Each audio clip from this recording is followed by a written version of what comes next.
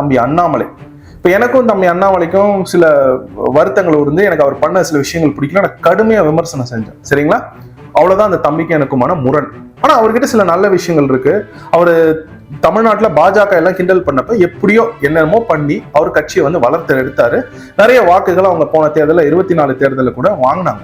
இப்ப எனக்கு என்ன புரியல அப்படின்னா, கருத்தியல் ரீதியா வேறுபாடுகள் இருக்கலாம், அந்த தம்பிக்கும் எனக்கும் முரண்கள் இருக்கலாம். ஆனா ஒரு இடத்துல பாக்குறப்ப பேசிக்கிறது, இல்ல ஒரு இடத்துல பாக்குறப்ப அந்த தம்பி நல்லா இருக்கும்னு கெட்டது நினைக்கக்கூடாதா இருக்கும். அப்படி இருந்தா பரவாயில்ல. இப்ப நான் வந்து அண்ணாமலை கடுமையை விமர்சனம் செஞ்சு ஒரு காணொலி ஒன்று வெளியிட்டேன். சின்ன வந்து பறிபோனதுல BL சந்தோஷ் தான் காரணம். தம்பி அண்ணாமலைக்கு அது தெரிஞ்சிருக்கு. ஆனா அது எனக்கு வருத்தத்தை ஏற்படுத்திச்சு. யாரோ எங்க வீட்டுல போட்டு விட்டாங்க. என்னாச்சுன்னா யாரோ ஒருத்தர் கூப்பிட்டு, என்ன அர்ஜுன் இப்படிலாம் பேச மாட்டார், ரொம்ப கடுமையா விமர்சனம் செஞ்சிருந்தாருன்னு இது சொல்லிட்டாங்க. என்ன நடந்துச்சுன்னு சொல்றேன் பாரு. என்னோட சோக கதையை நான் சொல்றேன் கேளு. எங்க வீட்டுல சோஃபா இருக்குச்சுன்னா, சோஃபால ஒரு பக்கம் என் மனைவி, இன்னொரு பக்கம் நான்.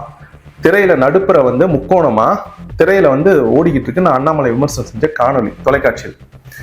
எனக்கு என்ன பண்றதுனே தெரியல. ஏன்னா அவங்க வந்து என்கிட்ட அப்படியே சொல்றாங்க, என்ன காரணத்தை கொண்டு நீங்க வந்து தம்பி அண்ணாமலை இப்படி பேசுறீங்க? பிஜேபி காரன் கூட என்ன ஏதோ சொன்னதில்லை பாப்பா, பிஜேபி காரன் கூட என்ன ஏதோ சொன்னது கிடையாது.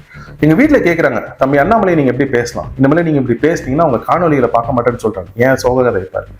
நான் அதனால அதுக்கப்புறம் சரி இந்த மாதிரி நான் ஒழுங்கா காணொலிகள் போடுறேன் அப்படின்னு சொல்லிட்டு அதுக்கப்புறம் தான் நான் கொஞ்சம் பொறுமையா பேச ஆரம்பிச்சது.